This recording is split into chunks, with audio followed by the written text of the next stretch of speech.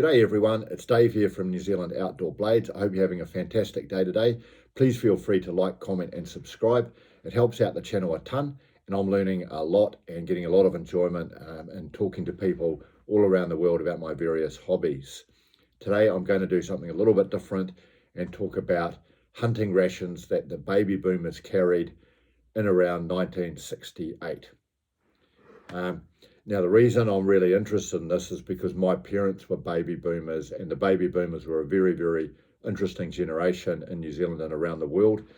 They'd been brought up in fairly austere times. Their parents, of course, had been through World War II and the Great Depression, and the variety of food that they carried in the bush there was a lot simpler than the types of food that we carried back or carry now. And as a boy, I was brought up reading books about hunting that the baby boomers had written.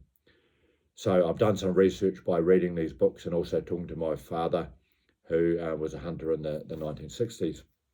So a point of context about the types of food that they would carry back then is the baby boomers tended not to waste money. They were very good at saving money. They weren't very extravagant in their eating habits. And the variety of food in the 1960s in New Zealand was very, very narrow compared to what it is now. So they, to quote one baby boomer, they tended to eat more for nutrition and survival rather than for taste. So what would a hunter in New Zealand in 1968 take hunting? Now, first of all, it would depend on the environment. Some of them might have been travelling into a hut on the back of a farm. Some of them might have been deer cullers. Living for weeks on end in remote locations. Some people might be backpacking it in over the weekend. So all of those situations would be slightly different in terms of the food that they took. But I'm just going to give you a quick rundown of this food that they would take hunting. So we'll start with breakfast. At breakfast time, hunting in New Zealand in 1968, they would have eaten rolled oats. No, they wouldn't have taken this whole packet of rolled oats, but that was a pretty standard breakfast. Rolled oats with milk powder and sugar. So that was your breakfast, rolled oats, milk powder and sugar. And they would have had a cup of tea with that, also made with sugar and the milk powder. They didn't tend to drink a lot of coffee back then in New Zealand. So breakfast, rolled oats, cup of tea. Pretty standard, pretty healthy too, not a lot of fat in there. What would they have for lunch and when they're on the move? Well, back then, and to a certain extent now, the hunters didn't tend to stop for a large meal at lunchtime. They were on the go. They were pretty sort of resilient sort of people, so they would tend to snack. Now, what did they actually snack on? Let's see. So maybe a weekend hunter might have had some crackers or cabin bread, and if they were really lucky, they might have had a bit of cheese. It wouldn't have been flash cheese like that. It just would have been a hunk of cheese. But that would have been pretty exotic for some of these guys. You know, you'd probably be doing pretty well if you got cheese and crackers in 1968 when you're out hunting. I did read about hunters in 1968 eating imported dates. Really good source of fibre and good source of sugar. So they did eat these. Also, scroggin, I'm not sure what it's called overseas, but this is a classic type of New Zealand snack, which is a mixture of chocolates, peanuts, cashew nuts, dried fruit. Very, very nutritious. Got some good nutrients in there, some good fats from the nuts and some sugar from the chocolate and the dried fruit. So this is the sort of thing that they would be snacking on. If they were really lucky, someone would have pulled out a bit of chocolate. It wouldn't have been flash chocolate like this. It would have been perhaps just a simple dark chocolate or energy chocolate, if they were lucky.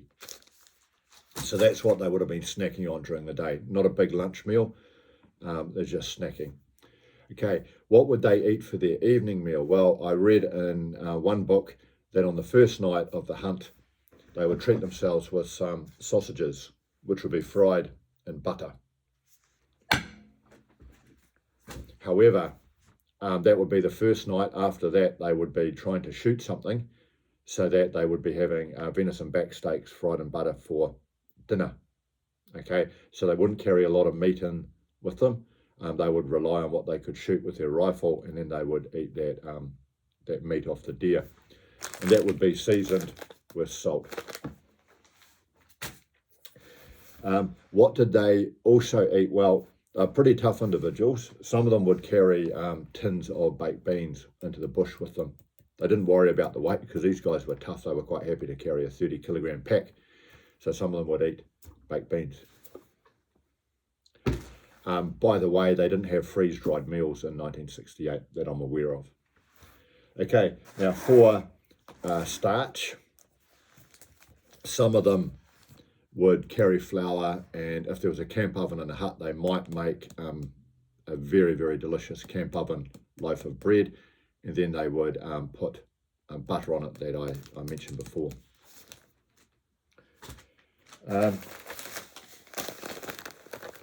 Starch might also be instant mashed potatoes that they would carry in. This is a really, really good form of starch. Or they might carry rice or pasta with them as well.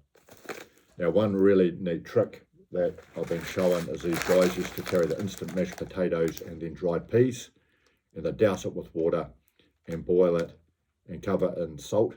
So you'd have mashed potatoes, peas, and then you'd have your venison back steak on top of that, or sausages on the first night. And then they would wash this down with a nice cup of tea. So what can I say about the baby boomer hunting rations? They were a lot simpler than what we carry now. Fairly nutritious, fairly low fat, probably a bit cheaper than what we carry now, but quite effective. Anyway, of course, I'm not a baby boomer. I would love to hear, particularly from any baby boomers, and you tell me what you carried in the bush to eat in 1968. I hope I didn't get it wrong. So if you got this far, thanks for watching, and I hope you have a fantastic day.